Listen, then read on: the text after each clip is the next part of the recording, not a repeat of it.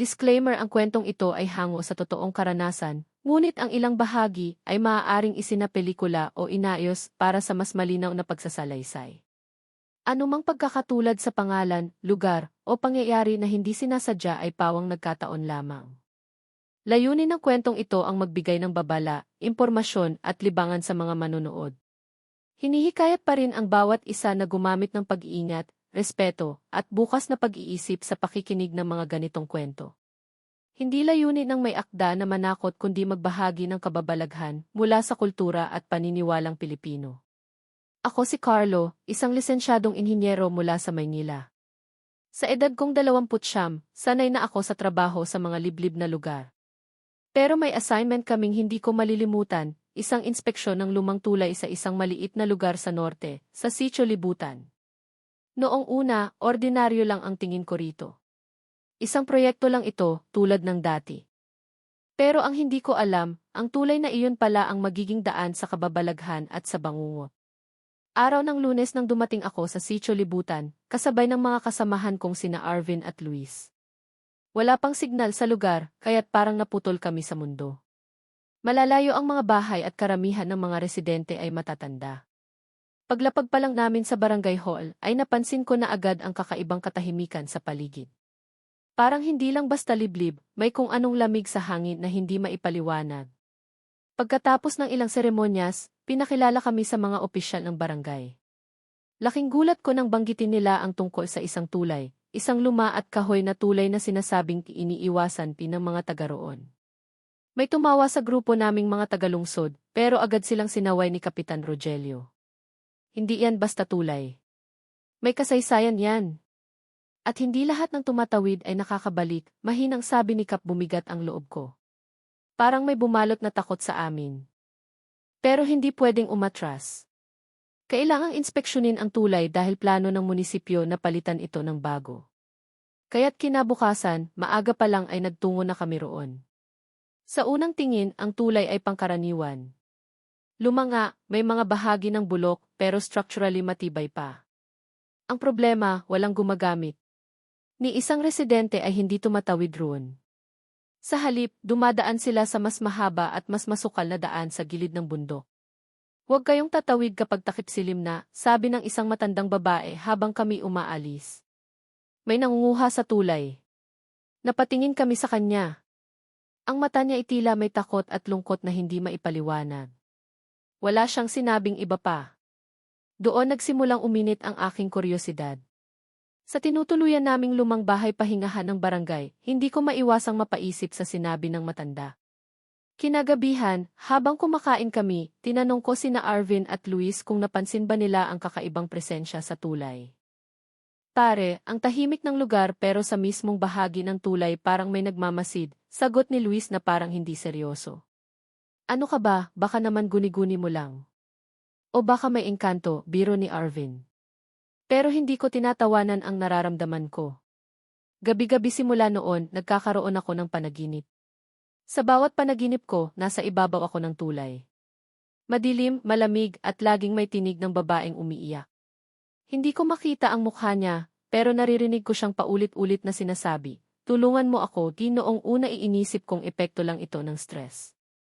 Pero habang tumatagal, lalong lumalalim ang kaba sa dibdib ko. Parang may bagay sa tulay na hindi basta kayang ipaliwanag ng siyensya. Sa ikatlong araw ng aming inspeksyon, bumisita sa amin ang isang matanda, si Aling Tarsing, ang pinakamatandang residente ng sitio. Dahan-dahan siyang lumapit at may dalang maliit na itim na kwaderno. Walang nagsalita sa amin pero iniabot niya ito sa akin. Nais kong malaman mo ang totoo bago pa mahuli ang lahat, anya. Pagbukas ko ng kwaderno, puro lumang tala at sulat kamay ng mga kwento ng kababalaghan. Kwento ng mga taong tumawid sa tulay at hindi na nakita pa. May ilan pang sinasabing nakita raw ang mga ito bilang itim na hayop o kung minsan ay naririnig ang boses nila mula sa ilalim ng tulay. Kinilabutan ako. Pero sa halip na umatras, lalo akong naengganyo na alamin pa ang katotohanan. Kinabukasan, habang nag-iinspeksyon ako mag-isa malapit sa tulay, may narinig akong yapak sa kabilang dulo. Akala ko'y isa sa mga kasama ko. Ngunit nang sumilip ako, wala akong nakita kundi usok malamlam at parang gumagalaw. Tumakbo ako palayo. Habang patakbo, lumingon ako ulit. Sa dulo ng tulay may anino ng isang babae. Nakatayo, nakaputi at tila nakatingin sa akin. Mula noon, alam kong ang tulay na iyon ay hindi lamang gawa sa kahoy at bakal, kundi ng lihim, dugo at panaghoy. Mula nang makita ko ang aninong babae sa dulo ng tulay, hindi na ako mapakali. Sa bawat patak ng ulan, sa bawat ihip ng hangin, pakiramdam ko'y may mga matang nakatitig sa akin mula sa kadiliman. Ayokong aminin noon, pero unti-unti na akong naniniwala, hindi ordinaryong tulay ang nasa sitio libutan. May kung anong masama, malagim at matagal nang nananahan doon. Kinabukasan, habang umiinom ako ng kape sa gilid ng barangay hall, nilapitan ako ni Aling Tarsing. Tahimik siyang naupo sa tabi ko, sabay tanong, nakita mo siya, di ba? Napatingin ako sa kanya. Hindi ko na kailangang sumagot. Tumango lang ako. Lumingon siya sa paligid at saka nagsimula sa isang kwentong matagal nang ikinukubli ng sitio.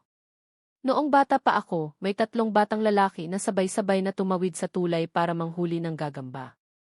Hindi na sila nakauwi. Hinanap sila ng buong sitio. Natagpuan lang ang tsinelas nila sa gitna ng tulay at mga bakas ng kalmot sa kahoy. Simula noon, itinuring na nila ang tulay bilang tabu, hindi dapat lapitan, hindi dapat tawiran lalo na sa dapit hapon. Lumamig ang likod ko. Ang kwentong iyon ay halos kapareho ng ilang tala sa itim na kwadernong binigay niya sa akin dati. Pero Aling Tarsing, tanong ko, bakit walang nagsasabi sa amin ang totoo? Bakit parang tinatago ng mga taga rito ang kwento? Napabuntong hininga siya. Kasi anak, mas madaling mabuhay sa takot kaysa tanggapin na maisumpang hindi na matatakasan. Dumaan ang ilang araw at nakipagkwentuhan ako sa ibang matatanda. Lahat sila may kanikanyang bersyon ng istorya, pero may iisang tema, isang nilalang ang naninirahan sa ilalim ng tulay. Minsan daw, babae ang anyo. Minsan, hayop. May nagsabi ring ito raw ay dating taga rito na isinumpa matapos tangkain ang isang bawal na ritual. Ang tawag nila rito ay tagatawid. Isang gabi, habang umiinom kami ng lambanog ni Arvin at Luis, biglang dumating si Mang Fidel, ang dating tanod ng sitio. Mapula ang mga mata niya, parang puyat at takot na takot. Alam niyo ba kung bakit iniiwasan namin ang tulay na yan, panimula niya? Hindi dahil sa kwento lang. Ako mismo, muntik nang hindi makabalik mula roon. Natahimik kami. Tinanggal ni Mang Fidel ang sombrero niya at tumingin sa akin. Taong 1909. Nasa gwardya ako noon. Isang gabi, may narinig kaming sigaw ng babae mula sa direksyon ng tulay. Agad kaming tumakbo ng kasamahan kong si Dado. Pero pagdating namin sa gitna, biglang humangin ng malakas. Wala kaming nakita pero nakarinig kami ng boses. Anong klaseng boses? Tanong ni Arvin. Boses ng isang babae. Umiiyak. Paulit-ulit na sinasabi, tawirin mo ako. Isama mo ako. Tapos biglang may malamig na kamay na humawak sa braso ko. Hindi ko na nakita si Dado mula noon. Bigla akong kinilabutan. Pareho ng sinasabi sa panaginip ko. Nakita ko pa siya sa panaginip ko kinabukasan, dagdag ni Mang Fidel. Wala na ang mukha niya. Tapos, gising ako pero hindi ako makagalaw. Isang linggo akong nagdasal at nagpamisa bago ako nakatulog uli ng maayos. Hindi ako makapagsalita. Pero alam kong may pattern, may mga boses, may nawawala at laging gabi. Pati ang mga panaginip namin ay magkakatulad. Bago matapos ang gabi, nilapitan ako ni Arvin. Mahina ang boses niya. Pare hindi ko na alam kung okay pa to. Kaninang hapon habang tinitignan ko yung poste malapit sa tulay, parang may nakasilip sa ilalim. Babae, puti ang suot. Pero wala naman dapat tao doon. Napalunok ako.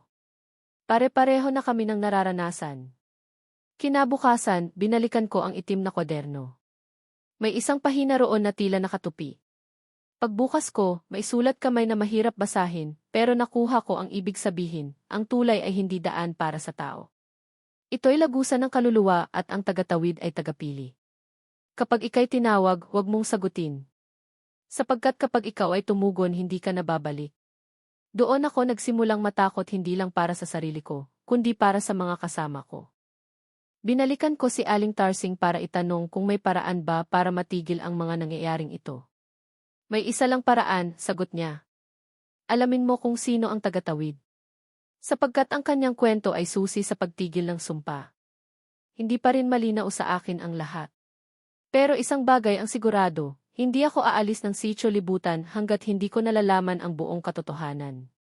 Isang linggo na kami sa Sitio Libutan. Sa panahong iyon, hindi na ako makatulog ng mahimbing. Bawat gabi, tinig ng babae ang bumabangon sa akin mula sa panaginip, umiiyak, humihiling ng tulong, at laging inuulit ang parehong mga kataga, tulungan mo akong makatawid. Hindi ko na alam kung bangungot pa ba ito, o kung may bahagi ng aking kaluluwa ang naaakit ng tinig. Gabi-gabi akong tumatayo, pinapanood ang tulay mula sa bintana ng lumang bahay pahingahan. Nakadilim. Walang katao-tao. Pero may presensyang naroon. Isang presensyang tila ako mismo ang hinihintay. Hanggang isang gabi, hindi ko na napigilang sumunod sa bulong ng kuryosidad. Tahimik akong bumangon habang mahimbing na natutulog sina Arvin at Luis. Bitbit ang flashlight at isang maliit na itak na bigay ni Mang Fidel, lumakad ako papunta sa tulay. Tahimik ang gabi. Wala ni isang alingaw ng mga kuliglig o ibon. Kahit ang hangin, tila natigilan sa aking paglapit.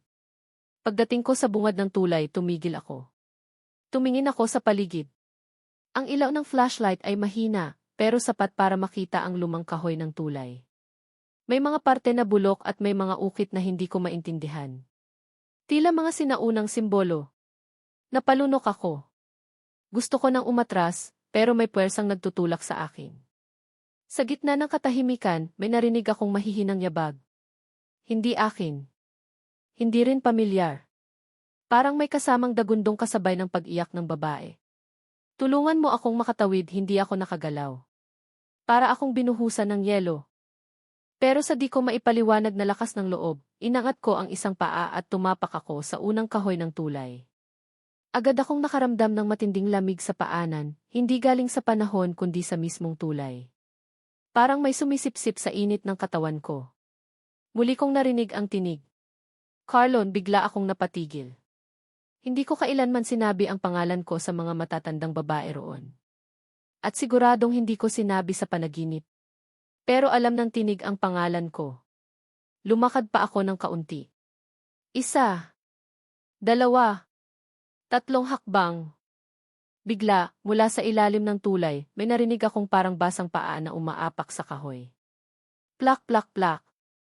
Lumakas ang tibok ng puso ko. Tumingin ako sa likuran, wala. Ngunit sa pagharap ko sa unahan, nandoon siya. Isang babae. Maputi ang suot, basang-basa ang buhok, at halos hindi makita ang mukha. Nakatayo siya sa kabilang dulo ng tulay. Hindi siya gumagalaw. Hindi rin siya naglalakad. Pero pakiramdam ko'y palapit siya ng palapit. Ikaw lang ang nakaririnig sa akin, sabi ng tinig sa isip ko. Ikaw ang huling pag-asa ko, napasigaw ako. Hindi ko alam kung takot o awa ang bumalot sa akin. Pero bago pa ako makatakbo pabalik, nagdilim ang paligid. Nawalan ng ilaw ang flashlight. Humangin ng sobrang lakas, halos matangay ako. At sa loob ng isang kisap mata, naramdaman ko na lang na may malamig na kamay na dumampi sa balikat ko. Tumakbo ako pabalik. Halos madapa. Hinagilap ko ang flashlight at biglang bumalik ang liwanag. Pagharap ko, wala na ang babae. Tahimik muli ang gabi, pero iba na ang pakiramdam ng tulay. Parang may naiwan doon, isang bakas na hindi matahimik. Pagbalik ko sa bahay, nakita ko si Arvin na gising na't pawis na pawis. Pare, anong ginawa mo? Tanong niya. Akala ko na alimpungatan lang ako, pero panaginip ko kanina ikaw, nasa gitna ng tulay. Tapos may babaeng nasa likuran mo. Tinititigan ka lang. Halos mabitawan ko ang hawak kong itak. Hindi iyon panaginip, Arvin, sagot ko. Nandoon talaga ako. Kinabukasan, tinungo namin si Aling Tarsing at ikinuwento ko ang nangyari. Hindi siya nagulat. Sa halip, tinanong niya ako, ano nang sinabi ng babae? Sinabi niyang ako raw ang tanging nakaririnig sa kanya, sagot ko. Napayo ko siya. Iyan ang kinatatakutan ko. Naglabas siya ng isang lumang litrato. Itim at puti. May nakasulat sa likod, Rosana, 1953. Nang makita ko ang babae sa litrato, kinilabutan ako. Siya ang babae sa tulay. Sino siya? Tanong ko. Si Rosana, sagot ni Aling Tarsing. Isang dalagang taga-sityo na pinaniniwala ang isinumpa matapos ang isang ritual ng pagpapalit anyo. Isa siya sa mga unang pinaghinalaang aswang sa lugar at pinatay sa mismong tulay na iyon. Hindi ako makapaniwala. Kaya ba siya nang hihingi ng tulong? Hindi ko alam kung tulong ang kailangan niya, sagot ni Aling Tarsing. O isa ka na ring pinili niyang isama sa mundo ng mga nawawala. Mula noon, nagbago na ang ihip ng hangin sa sityo. Hindi na ako ordinaryong bisita. Isa na akong saksi. At marahil ako na ang sunod. Simula nang unang tumapak ako sa tulay, hindi na ako tinigilan ng mga bangungot. Sa bawat gabi, paulit-ulit kong nakikita ang mukha ni Rosana, maputla, walang ekspresyon, at laging basa ang buhok. Pero sa bawat panaginip, may bagong mukha na lumilitaw sa likuran niya. Mga mukhang hindi ko kilala. Mga lalaking sugatan. Isang batang babae na umiiyak. Isang matandang babae na tila nagpapakamatay. Lahat sila nakatingin sa akin. Hindi nagsasalita. Hindi gumagalaw. Pero punong-puno ng paninisi ang mga mata. Ang mas malala pa, hindi na lang sa panaginip ko sila nakikita. Noong ikalawang gabi matapos ang insidente sa tulay, nagising ako bandang 2:00 ng madaling araw. May narinig akong kaluskos sa labas ng bahay. Dahan-dahan akong tumayo at sumilip sa bintana. Sa liwanag ng buwan, nakita ko ang isang figura, isang babae, nakatayo sa harap ng puno ng balete. Wala siyang mukha, ngunit dama kong nakatingin siya sa akin. Mabilis kong ginising si Arvin. Pagbukas niya ng ilaw, bigla ring nawala ang babae. Wala namang tao sa labas, sabi niya. Baka guni-guni mo lang, Carlo. Hindi, bulong ko. Nakikita ko sila. Lalo na sa gabi. Hindi ko na rin masabi lahat sa kanila. Baka isipin nilang nasisiraan na ako ng bait. Pero araw-araw, unti-unti na rin nilang nararamdaman ang pagbabago sa paligid. Si Luis, biglang tumahimik at laging tulala. Nang tanungin ko siya, simpleng sagot lang ang nakuha ko. Pare, may tumatawag sa pangalan ko tuwing 2:00 ng madaling araw. Pero wala namang tao. Ang pinakamatindi, ng isang gabi ay bigla siyang sumigaw habang natutulog. Nagising kaming lahat. Nagwawala siya, parang may gustong tanggalin sa liig niya. Nang mahimasmasan siya, nanginginig ang katawan niya. May humahawak sa akin, may gusto akong isama, iyak niya. Pagkatapos noon, hindi na siya naglalakad mag-isa. Palagi siyang may dalang dasal at naglalagay ng bawang sa ilalim ng unan. Dinala uli namin si Aling Tarsing upang ikonsulta ang mga nangyayari. Habang sinasabi namin ang mga nararanasan, bigla siyang tumigil at tumingin sa itim na kwaderno. May mga nakita na akong ganito dati, anya. Kapag ang isang buhay na tao ay nakatawid sa tulay, binubuksan niya ang lagusan ng mga naligaw na kaluluwa. Ikaw, Carlo, pinasok mo ang hindi dapat. Kaya ngayon, sumusunod na sila sayo. Paano po sila mapapalayas? Tanong ko. Huwag mo silang pansinin. Huwag kang makipag-usap. Huwag kang titingin sa mata nila. Kapag kinausap mo sila o sinagot ang tawag nila, doon sila makakapasok sa isipan mo. Gabi-gabi, sinusunod ko ang bili ni Aling Tarsing. Ngunit mas nagiging agresibo ang mga presensya. Ang mga anino sa sulok ng kwarto ay tila gumagalaw. Ang mga mata sa bintana ay lalong dumadami. Minsan, sa salamin ng banyo, nakikita ko silang nakatayo sa likod ko, pero paglingon ko'y wala. Hanggang isang gabi, nagising ako sa isang napakalamig na simoy ng hangin. Bukas ang pinto ng kwarto. Sa sahig, may basa, parang tubig na nanggaling sa labas. Tahimik akong bumaba sa sala, dala ang itak. Sa sulok ng bahay, may nakatalukbong na babae. Rosana, bulong ko. Hindi siya gumalaw. Dahan-dahan kong nilapitan ang figura. Ngunit nang halos maabot ko na siya, bigla siyang tumingin sa akin. Wala siyang mata. Wala siyang ilong. Isang malawak na itim lamang ang kanyang mukha, parang butas na walang hangganan. At doon ko nakita ang mga mukha. Sa loob ng kanyang anino, sa kaloob-looban ng kanyang nilalang, lumulutang ang mga kaluluwang sumisigaw. Lahat sila parang humihingi ng saklolo. Ang ilan sa kanila mukhang taga rito. May isa pa nga akong naaninag na kamukha ni Mang Fidel, ngunit bata pa. Tulungan mo kami, isabay-sabay na tinig ang dumagundong sa isip ko. Napasigaw ako. Biglang lumiwanag ang paligid, bumukas ang ilaw sa sala. Nandoon si Arvin, dala ang isang antigong cross na ibinigay ni Aling Tarsing. Sa isang iglap, naglaho ang figura. Pero may iniwan siyang marka sa sahig, isang hugis paa, pero parang nasunog na bala. Mula noon, napagtanto ko, hindi na lamang ito kwento ng isang babae sa tulay. Isa itong kwento ng mga kaluluwang naipit sa pagitan ng mundo ng mga buhay at ng mga patay. At ako ang pintuang binuksan nila para makatawid. Hindi ako espesyal. Isa lang akong taong sumunod sa bulong ng kuryosidad. Pero ngayon, ang mga nilalang na dapat ay nananatili sa kadiliman ay nasa tabi ko na. Kinabukasan, habang tahimik kaming kumakain ng almusal, bumisita si Mang Fidel. Hindi siya ang tipong dumadalaw ng walang dahilan. Pero sa itsura niyang parang hindi nakatulog, alam naming may mabigat siyang sasabihin. May kailangan kayong malaman, bungad niya. Hindi ko ito sinasabi kahit kanino, pero ngayong nangyayari na muli ang mga kababalaghan, baka oras na. Tumahimik kami. Si Arvin, si Luis, at ako'y sabay-sabay na tumingin sa kanya. Ang tulay na iyan, patuloy niya, hindi lang basta dinaraanan noon. Yan ay dating altar ng isang sagradong ritual noong panahon ng mga katutubo. Diyan ginaganap ang alay ng dugo, isang seremonyang ginagamitan ng buhay na hayop o minsan, tao. Napatingin kami sa isa't isa. Baka biro lang. Pero seryoso ang mukha ni Mang Fidel. Noong sinakop tayo ng mga Kastila, ipinagbawal ang ritual. Pero hindi talaga ito nawala. Ginawa na lang ito ng palihim. At may isang pangyayari, isang trahedya, na tinago ng mga matatanda ng sityo. Bumuntong hininga siya. 1953, isang dalagang nagngangalang Rosana ang pinaniniwala ang napiling alay ng mga nagtatagong anito ng sityo.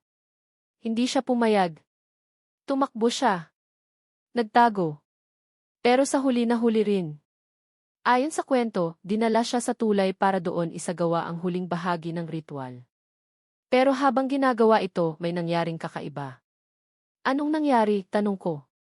Tumigil ang hangin. Lumikha ng malakas na pagyanig ang lupa. Lahat ng dumalo, nawala. May ilang nakita raw tumalon sa ilog na parang nawala ng sarili. Ang katawan ni Rosana, hindi na nakita kailanman. Pero mula noon, gabi-gabi, may nakikita raw sa tulay. Isang babae. Basang-basa ang damit. Tila humihingi ng tulong. Hindi kami makapagsalita. Lahat ng ikinuwento niya, kumokonekta sa mga karanasan namin. Ibig niyo bang sabihin, tanong ni Luis, hanggang ngayon ay aktibo pa rin ang ritual? Hindi ko alam, sagot ni Mang Fidel. Pero may mga nawala sa sityo nitong nakaraang dekada, bigla na lang hindi nakita. Laging malapit sa tulay. Isinama kami ni Mang Fidel sa isang lihim na lugar sa likod ng simbahan. Isang lumang bowl ang inilabas niya mula sa ilalim ng lupa, tinabunan ng tuyong damo at kahoy. Pagbukas niya, bumungad sa amin ang mga lumang dokumento, litrato, at isang pahina ng ritual ng pagtawid. Nakasulat ito sa lumang Tagalog na maihalong sinaunang baybayin. Ang isang bahagi ng teksto ang bumago sa pananaw ko sa lahat, ang mga di makatawid, mananatiling ligaw. Hanggang sa may pusong bukas ang pintuan. Hanggang may mata na makakakita sa dilim. Ako ang mata. Ako ang pintuang binuksan. Sa pagbabalik namin sa bahay, nagdesisyon kaming bumuo ng plano. Kailangan naming malaman kung may kaugnayan pa rin ang mga matatanda sa sityo sa mga ritual. Kung may panibagong alay na inihahanda. At higit sa lahat, kung may paraan para maisara muli ang lagusan. Gabi na nang bumisita kami kay Aling Tarsing. Sa umpisa, nag-aalangan siyang magsalita. Pero nang banggitin namin ang pangalan ni Rosana at ang ritual, tuluyan na siyang napaluha. Ako ang kaibigan niya, bulong ni Aling Tarsing. Ako ang nagsuplong kung saan siya nagtatago. Pinaasa ako ng mga matanda noon na kung isusuko ko siya, hindi na nila ako gagalawin. Pero nagkamali ako. Ginamit nila ang katawan niya bilang tulay hindi lang para sa mga kaluluwa, kundi para sa mga nilalang na hindi na dapat makabalik. Anong ibig niyo pong sabihin, tanong ko. May mga aswang na isinumpa noong unang panahon. Hindi lang sila basta halimaw. Sila ang mga tagapangalaga ng daan sa pagitan ng buhay at patay. Nang hindi na sila kilalanin, isinara nila ang daan pero ginulo iyon ng ritual. Napatingin ako kay Arvin. Naramdaman naming pareho, hindi lang kaluluwa ang nakaalpas. May mga nilalang na muling nabuhay. Maaari bang isara ang lagusan, tanong ko. Pwede, sagot niya. Pero kailangang maulit ang ritual hindi para magbukas, kundi para magsara. Pero ang magsasara, dapat isa sa mga tinatawag ng tulay, tulad mo. Tahimik akong napatitig sa sahig. Ako nga. Ilang gabi pa ang lumipas. Habang patuloy na dumadalas ang pagpapakita ng mga anino at bulong sa gabi, unti-unti ko ring nararamdaman ang pagbabago sa sarili ko. Parang may bahagi sa akin na humihiwalay na sa mundong ibabaw. Ang mga bangungot ko'y lalong lumalala. Hindi na lang si Rosana ang naroroon. Nandoon na rin ang mga halimaw. Mapuputla ang balat, mahahaba ang kuko, at may mga matang parang walang puso. Ang pinakapangit, isa sa kanila ako. Mula nang masumpungan ko ang katotohanan ukol sa tulay at ang mga nilalang na unti-unting sumasalin sa ating mundo, mas naging marubdob ang mga gabing ginugol ko sa takot at pagkalito. Hindi na ito basta kababalaghan. Ito ay isang digmaan sa pagitan ng dalawang mundo, ng mga buhay at ng mga nilalang sa kabila ng bakod ng kamatayan. At sa mga panaginip ko, nagsimula nang magbago ang hitsura ni Rosana. Hindi na siya ang nakalugay at basang dalagang umiiyak. Ngayon, siya ay isa ng nilalang na parang sinaniban, mapuputla ang mata, may lumalabas na itim na likido mula sa bibig, at ang kanyang tinig ay paiba-iba, minsan babae, minsan lalaki, minsan tila alulong ng hayop. Sa panaginip ko, muli niya akong tinatawag, pero ngayon ay may kasamang babala, darating sila. Hindi lang mga kaluluwa, kundi ang mga bantay na hindi natulog. Kinabukasan, habang pinagmamasdan ko ang tulay mula sa bintana ng lumang bahay, napansin ko ang tatlong lalaki sa di kalayuan. Nakaitim sila, nakayuko, at tila may dinudukot sa lupa. Tumayo sila, sabay-sabay tumingin sa akin. Wala silang mga mukha. Tiningnan ko agad ang relo, 2:00 ng hapon. Isang malamig na hangin ang dumaan sa aking likuran kahit tirik ang araw. Si Arvin ang unang nakakita ng ebidensyang pisikal. Tare, tawag niya habang hawak ang cellphone. Tingnan mo to, ipinakita niya ang litrato ng puno sa gilid ng tulay, ngunit sa likod nito ay may maitim na nilalang, halos hindi maaninag kundi dahil sa mapupulang mata nito. Ang hugis nito ay parang tao, ngunit mas mahaba ang braso, baluktot ang tuhod, at may matulis na likod. Ang mga kuko ay tila sibat, at ang balat ay parang balat ng pinakuloang kalabaw, kumikintab at kulay uling. Hindi ko ito nakita nung kinunan ko, anya. Pero lumitaw lang nung in-edit ko ang brightness. Napaupo ako. Nagsimula akong makaramdam ng hapdi sa bato. Parang may matulis na bagay na dumidiin. May mga nilalang mula sa kabilang bakod, bulong ko. At hindi na sila nagtatago. Kinagabihan, dumalaw muli kami kay Aling Tarsing upang ipakita ang larawan. Pagtingin pa lang niya ay agad siyang napatayo at pinatay ang ilaw sa loob ng bahay. Kailangang madilim, sabi niya. Para hindi sila makaramdam na pinagmamasdan natin sila. Nagbukas siya ng isang lumang aklat. Nandoon ang larawan ng nilalang, tinatawag itong isukob.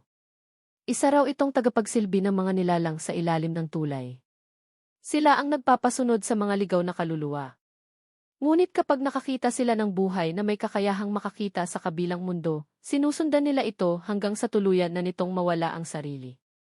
Ang sukob, paliwanag niya, ay hindi basta multo.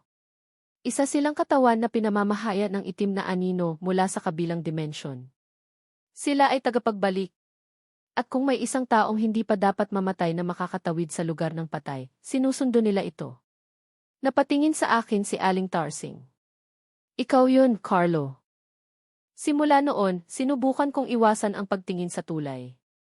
Ngunit kahit saan ako lumingon, naroon sila, sa salamin, sa anino, sa tubig, sa mga panaginip. Nararamdaman kong may sumusunod sa bawat hakbang ko. Hanggang isang gabi, habang binabantayan namin ni Arvin ang paligid, nakita namin ang imposible. May isang bata, siguro mga 7 taong gulang, na dahan-dahang naglalakad papalapit sa tulay. Hindi namin siya kilala. Wala siyang kasama. Nakasando at nakashorts. Maputla. Tinakbo namin agad siya upang pigilan, Ngunit paglapit namin, nawala siya sa isang iglap, parang bula. At sa lugar kung saan siya nakatayo, may naiwan, isang laruan, lumang kotse, yari sa kahoy. Wala tayong nakita, sabi ni Arvin, nanginginig. Wala tayong nakita. Ngunit nang tumalikod kami, narinig naming muli ang boses ng bata, ayoko pa. Ayoko pa. Kinabukasan, nakiusap ako kay Mang Fidel na dalhin kami sa pinakalumang bahagi ng sitio, yung dating sementeryo na natabunan na ng mga damuhan at lumang bahay. Pagdating doon, may kakaibang amoy. Malamig ang paligid kahit tirik ang araw. Lahat kami ay nakaramdam ng pananakit ng ulo, panlalamig at biglang bigat sa dibdib. Dito, sa ilalim ng lupang to, wika ni Mang Fidel, nakalibing ang mga unang alay ng ritual. Bago pa man pumasok ang Katolisismo sa sitio, dito ginaganap ang pagsasanib. Isang katawan, isang kaluluwa, isang anino. Dito sila tinatali, dagdag niya. At dito rin dapat sila pabalikin. Paano? Tanong ko. Sa gabi ng pinakamalakas na ulan, kailangang magsagawa ng panunumbalik. Isang dasal. Isang alay. At isang sakripisyo. Mula noon, nagsimula na kaming maghanda. Hinukay namin ang mga sinaunang simbolo, tinipon ang mga dasal mula sa lumang aklat ni Aling Tarsing. Ngunit habang papalapit ang itinakdang gabi, mas dumadami ang presensya sa paligid. Pati ang ibang taga-sitio ay nakakaranas na rin, mga hayop na nawawala, mga taong naglalakad sa dilim na parang wala sa sarili. At sa gabi ng pinangakong ulan, ang tulay ay tila humihinga na. Naglalabas ito ng usok at may pabulusok na hangin sa ilalim. Sa ilog, may mga mata sa ilalim ng tubig. At sa itaas ng tulay nandoon si Rosana.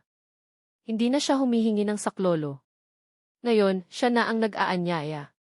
Dumating ang gabi ng pinakamatinding ulan, isang bagyong hindi nabanggit sa radyo, hindi nakita sa weather forecast, pero naramdaman sa bawat sulok ng sitio. Ang langit ay tila bumuka sa galit, bawat kulog ay parang sigaw ng mga nilalang sa ilalim ng lupa. Kumukulog at kumikidlat, at sa bawat kidlat, animoy nagkakabuhay ang paligid ng tulay, ang mga anino sa gilid ay nagsasayaw, umiikot, at tila nagbubunyi sa pagbabalik. Kami ni na Arvin, Luis, at Mang Fidel ay naroon sa paanan ng tulay.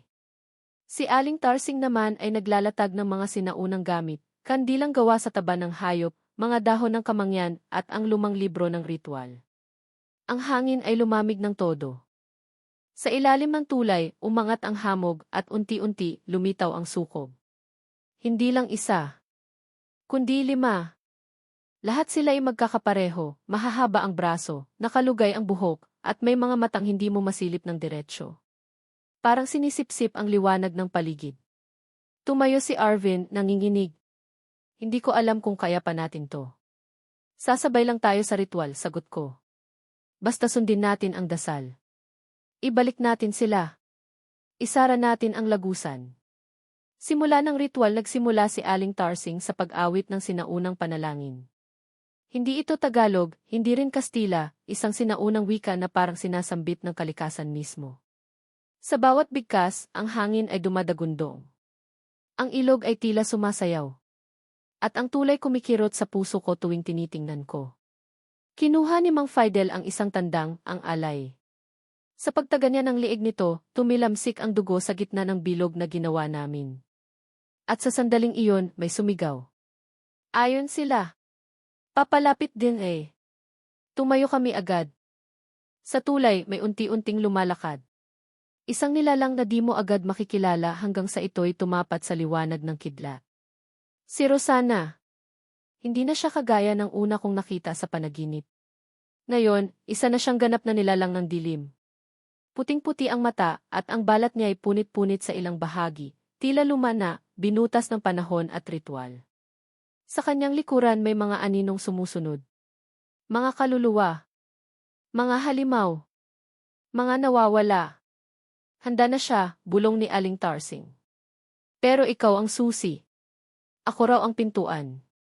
Ako raw ang tagapagsara. Kailangan kong harapin si Rosana. Ang pagtawid dumapak ako sa tulay. Sa bawat hakbang, parang may humihigop sa akin paatras. Hindi ko na marinig ang ulan. Hindi ko maramdaman ang katawan ko. Lahat ng pandama ko ay nakatuon sa isang bagay, ang presensya ni Rosana. Nang magtapat kami, tumigil siya. Alam mong ikaw na ang kasunod, bulong niya. Pero ako rin ang pipigil, sagot ko, kahit nanginginig ang boses ko. Itinaas niya ang kamay. Tumigil ang oras. Tumigil ang ulan. Tumigil ang hangin. Sa isang iglap, nasa gitna na kami ng dilim. Wala nang tulay. Wala nang ilog. Wala nang mga tao. Kami na lang dalawa sa isang malaimpyernong kapaligiran. At doon ko siya nakita, ang anyo ng tunay na Rosana. Isang batang babae. Umiiyak. Takot na takot. Nakaluhod sa lupa. Nakatali ang mga kamay. Ang nilalang sa harap ko pala hindi na siya. Isa lamang ito sa mga nilalang ng tulay na gumamit ng kanyang katawan para makatawid. Tulungan mo siya, bulong sa loob ng isip ko. Ang huling dasal, isinambit ko ang huling bahagi ng ritual, ang dasal ng pagsasara. Balik ang anino sa lupang pinagmulan, bawiin ang liwanag sa nilimot na daan. Sa dugo at apoy, isinasara ang pintuan, sa pangalan ng mga di dapat makabalikan. Isang liwanag ang pumutok mula sa aking dibdib. Napasigaw ang nilalang. Bumulusok ito sa lupa, at ang kaluluwa ni Rosana ay bumangon mula sa kanyang pagkakatali. Salamat, bulong niya. Hinawakan ko ang kanyang kamay. Panahon na para umuwi, sagot ko. Ang pagputol ng tali habang hawak ko siya, naramdaman kong unti-unting nababalik ang liwanag sa paligid. Ang tulay ay muling nabuo sa ilalim ko. Ang ulan ay muling bumuhos. Ang mga nilalang, isa-isang nagsisigawan sa galit. Ang sukob ay biglang nawala, parang natunaw sa sarili nilang anino. Naglakad kami ni Rosana pabalik sa dulo ng tulay. Sa huling hakbang niya, may liwanag mula sa kalangitan ang dumampi sa kanya, at sa isang iglap, nawala siya. Para siyang sinundo ng liwanag. Para siyang tuluyang pinalaya. At ako. Bagsak ako sa gitna ng tulay. Pagising na gising ako sa bahay ni Mang Fidel. Araw na. Wala nang ulan. Tahimik ang paligid. Nagtagumpay ka, wika ni Aling Tarsing habang pinupunasan ang noo ko. Ang tulay, tanong ko, sarado na ba? Hindi na ito dinaraanan ng nilalang, sagot niya. Pero napatingin siya sa akin. May iniwan sila sayo. Araw ng linggo nang tuluyang bumalik ang katahimikan sa sitio. Wala nang naririnig na sigaw mula sa ilog, wala na ring lumilitaw na anino sa tulay. Para bang isang masamang panaginip lamang ang lahat. Ngunit alam naming hindi ito basta natapos. May naiwan. Pag-uwi ko sa lumang bahay, nadatnan ko ang pinto na bahagyang nakabukas. Wala namang bakas ng pilit na pagbubukas, pero ramdam kong may pumasok. Sa gitna ng sala ay may isang bagay, isang lumang kahon, yari sa kahoy, may ukit ng mga simbolong nakita ko rin sa aklat ni Aling Tarsing. Hindi ko agad binuksan. Nang tanungin ko siya kung ano ito, sagot lang niya, yan ang pamana ng mga tagatawid. Bihira ang pinipiling gisingin. Mas bihira ang nakakabalik. Ang kahon ay para sa akin, bilang huling tagatawid. Ang nilalaman ng kahon nang dumating ang gabi, nagpa siya akong buksan ang kahon sa harap ni na Arvin at Mang Fidel. Mabigat ang hangin habang unti-unti kong tinanggal ang takip. Sa loob ay may tatlong bagay, isang maliit na bato na kulay itim, malamig sa balat, ngunit tila humihinga. Isang sulat, nakasulat sa lumang titik, parang sinaunang baybayin. At isang piraso ng tela, kulay dugo, tila bahagi ng damit ni Rosana. Hindi ko maintindihan ang lahat sa sulat, pero tulong ni Aling Tarsing ay nakatulong upang unti-unting maisalin ito. Sa bawat tulay ng buhay at kamatayan, may isang bantay. Kapag ang tulay ay nilapastangan, ang anino ay magbabalik. Ngunit kung ang kaluluwa ay maisalba, ang bantay ay magiging tagapag-ingat. Ngayon, ikaw na ang bantay. Ang kapanahunan ng kapayapaan lumipas ang mga linggo. Bumalik na sa normal ang buhay sa sitio. May mga batang muling naglalaro sa paligid. Ang mga matatanda abala sa kani-kanilang gawain. Ang tulay ay patuloy pa ring iniwasan ng karamihan, ngunit hindi na ito ganoon kabagsik. Ako, si Arvin, at Mang Fidel ay patuloy na binabantayan ang paligid. Lalo na tuwing dapit hapon, kung kailan ang araw ay humahalik sa tubig ng ilog at ang dilim ay unti-unting gumagapang sa mga damuhan. Bantay ka na ngayon, biro ni Arvin. Hindi mo ba gustong magbitiw? Hindi to posisyon, sagot ko. Tungkulin to, hanggang may tulay, may bantay. Ang huling pagpapakita isang gabi, habang mag-isa akong nagbabantay malapit sa tulay, may narinig akong mga yabag. Dahan-dahan. Maingat. Parang paunti-unti palapit. Nang lingunin ko, akala ko multo. Pero hindi. Isang bata, mga 6 na taong gulang, nakaputi, may hawak na lumang laruan. Nakangiti siya. Pamilyar. Parang nakita ko na dati. Kuya Carlo, tanong niya. Tumango ako, nanginginig ang katawan. Salamat ha, Anya. Nakarating na kami. Saan? Tanong ko. Tumingin siya sa langit. Sa liwanag. At sa isang kisap mata, nawala siya, kasabay ng pagtila ng hangin, paggalaw ng mga dahon, at paglamig ng paligid. Sa pwesto kung saan siya nakatayo, may naiwan na maliit na bulaklak ng rosal, ang paboritong bulaklak ni Rosana. Ang bagong simula bumalik ako sa bahay, bit-bit ang bulaklak, at inilagay ito sa tabi ng kahon. Pinagmasdan ko ang paligid. Tahimik. Payapa. Wala na ang mga sukob. Wala na ang mga aninong lumalapit sa gabi. Wala na ang mga panaginip ng mga kaluluwang naghihintay. Ngunit alam ko, ang tulay ay mananatili. Hindi dahil may kasamaan, kundi dahil ito'y paalala, sa pagitan ng buhay at kamatayan, may hangganan. At minsan, may mga katulad kong napipilitang tumawid. Epilogo, Dengs tagatawid ngayong isinusulat ko ang kwentong ito, hindi ko alam kung maniniwala kayo. Pero ito ang katotohanan. Ang lahat na nangyari sa sitio ay totoo, mula kay Rosana, sa mga sukob, sa ritual, at sa tulay na noon pa'y tinatakasan ng lahat. Ako si Carlo. At ako ang huling tagatawid sa iniwasang tulay ng sitio. Hindi ko alam kung kailan muling magbubukas ang lagusan. Pero handa na ako. Dahil minsan na akong tumawid at natuto akong bumalik. 16 na.